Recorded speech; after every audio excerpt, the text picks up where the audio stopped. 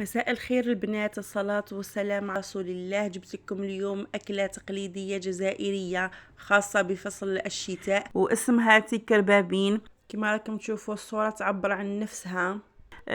نتمنى تجربوا هذه الوصفة، بزاف بنينة ومشبعة وتدفي في أيام البرد. تبعي معايا الفيديو حتى الاخير باش نوري لك كيفاش يجيك كيما هكذا، مش مفتت ولا معجن وما يتحلكش في القدره تاعك، حتى ولو ما تحطيلوش البيض. انا هنا مستعملتش البيض. تبعي معايا الفيديو للاخير باش تكتشفي جميع الاسرار نجاح هذه الوصفه. نروح الى المقادير وطريقه التحضير. هادو هما مقادير الوصفه تاعنا لنهار اليوم. عندي 4 فصوص ثوم، معدنوس مقطع رقيق كمية مليحة، بصلة مقطعة رقيقة، وكمية من الحمص أنا طيبته في الماء والملح، وحبة طماطم مسكرفجة. عندي شوية لوبيا خضراء، عندي حبة زرودية وحبة قرعة، وفخد تاع الدجاج تحبي ديري اللحم ديري، فلفل أسود، راس الحانوت، الملح، وقزبر مجفف، وعندنا الزيت. نروحوا الى طريقه التحضير. نحطوا الزيت في القدره تاعنا، تكون كميه ماشي كبيره بزاف تاع الزيت. نحطوا فخذ الدجاج نقليوه شويه وحده مع الزيت، ومن بعد نزيدوا له البصل المقطع تاعنا كما راكم تشوفوا، ونخلوهم يتقلوا مع بعضهم شويه. كما راكم على بالكم الاطباق الجزائريه تاعنا اطباق عريقه جدا ومغذيه وبنينه. كاش نهار ندير لكم سلسله من الاطباق الجزائريه التقليديه. اذا عجبكم محتوى قناتي نتمنى تدعموني بالاشتراك وكثروا لي جميع البنات باش يطلع لي الفيديو، وبارطاجيو لحبابكم وصحابكم باش تعم الفائده على الجميع. كما راكم تشوفوا راني نقلي في الدجاج والبصل. كي يدبل لي شويه البصل نجي نحط الثوم. جميع المقادير راح تلقاوها في صندوق الوصف مكتوبة. نحطوا التوابل والملح،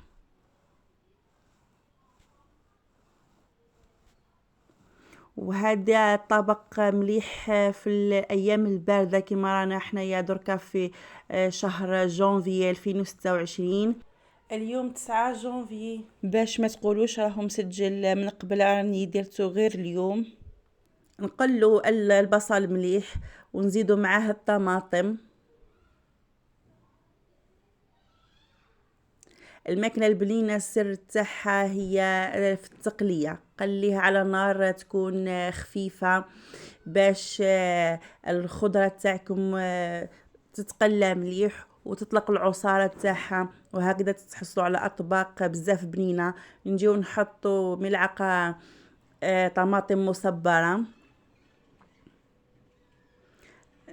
نحاولوا نحلوها لداخل مع المكونات باش تتقلى لنا وما تتحرقش. بعد ما تقلاونا المكونات تاعنا نجيو نحطوا الخضر تاعنا بعد ما قطعتهم وغسلتهم كما راكم تشوفوا. كما تعرفوا باللي الدجاج ما فيهش الروح تم يطيب، على هذه انا حطيت الخضر تاعي في الدقيقه اللي كما نقولوا كي راني نقلي هكذا نزيدو نقليهم شويه مع الدجاج. لو كانت تديري اللحم لا قلي ومرقي كي يدخلوا الطياب اللحم حطي الخضره تاعك. درك انا هنا راني نمرق هذا الطبق يا البنات، لازم تكون عنده المرقه شويه بزاف، كثروا شويه المرقه على خاطرش العصبان تاعنا يدينا بزاف المرقه. نروحوا الى مقادير العصبان. عندي بصله مقطعه الى قطع صغيره، عندي كميه مليحه من المعدنوس اللي كنت حاطته في الاول الوصفه في المرق، عندي الطماطم، عندي الثوم، عندي حبه طماطم مسكرفجه، وعندي هنا كيله تاع السميد يكون متوسط، وعندي الزيت. نجيو نطبقوا الوصفه العصبان، نحطوا السميد كما راكم تشوفوا او الدقيق تكون الحبه تاعو متوسطه. نحطوا البصل والمعدنوس، وإلا عندك نعناع اخضر حطيه قطعيه مع المعدنوس وحطي كميه مليحه منه. نزيدوا الطماطم كما راكم تشوفوا، ونحطوا ملعقه الطماطم المصبره، ونزيدوا الثوم، ونحطوا تقريبا نصف كاس زيت. انا حطيت هنا زيت المائده، تقدروا ديروا زيت زيتونه باش يجي صحي اكثر.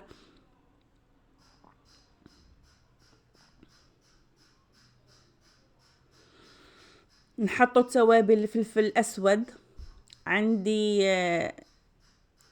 قزبر ناشف، وعندي راس الحانوت والنعناع اليابس. نخلطوا كل شيء مع بعض.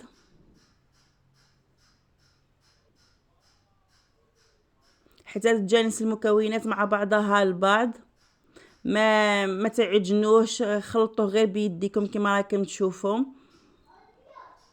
درك نحط الملح ونخلط شويه على رؤوس الاصابع باش ما نعجنوش العصبان تاعنا.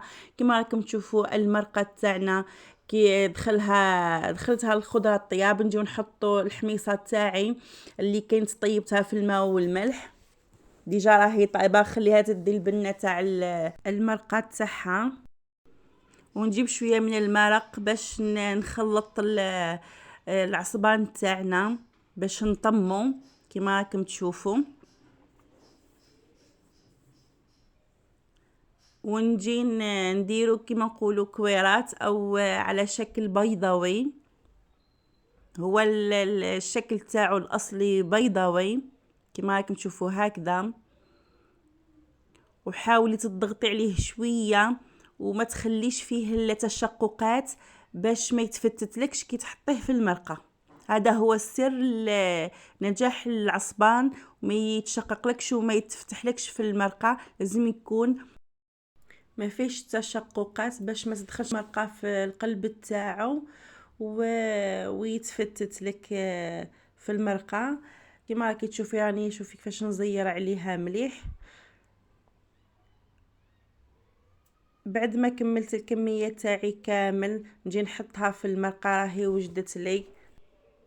نبدا نحطها بالحبه كما راكي تشوفي، ونوزعها على كامل القدر تاعي، ونحركها. بعد ما نكمل الكميه نحركها شويه القدره هكذا باش تتساوى الحبات الداخل في القدر وتطيب كامل. كما راكي تشوفي راهي طابت. بعد ما طابت راني طفيت للنار وجيت نحطها في صحن التقديم. نحطوا الحبات تاع العصبان تاعنا. كما راكي تشوفي الحبه الله يبارك ما شاء الله، حبه ما تفتتت، راهو جا شاد روحو ومش معجن. كما راكي تشوفي حطيت الخضره تاعي وزدت كلمسه جماليه، حطيت لها شويه معدنوس، وهذا هو الشكل النهائي للصحن تاعنا. شوفوا جا ما شاء الله. نحكي لكمش على الريحه تاع المعدنوس والنعناع، شهيتكم في الجنه ان شاء الله. وهذا هو الطبق الرئيسي تاعنا تاع نهار اليوم. نجي نوريكم كيفاش التكستير تاع العصبان. شوفوا جات الله يبارك ما شاء الله، مش معجنه ومش يابسه طريه. تقيدوا بالمقادير الوصفه وراح تنجح معكم من اول تجربه. ما بقى لي غير نقول لكم الى الملتقى ان شاء الله في وصفات اخرى.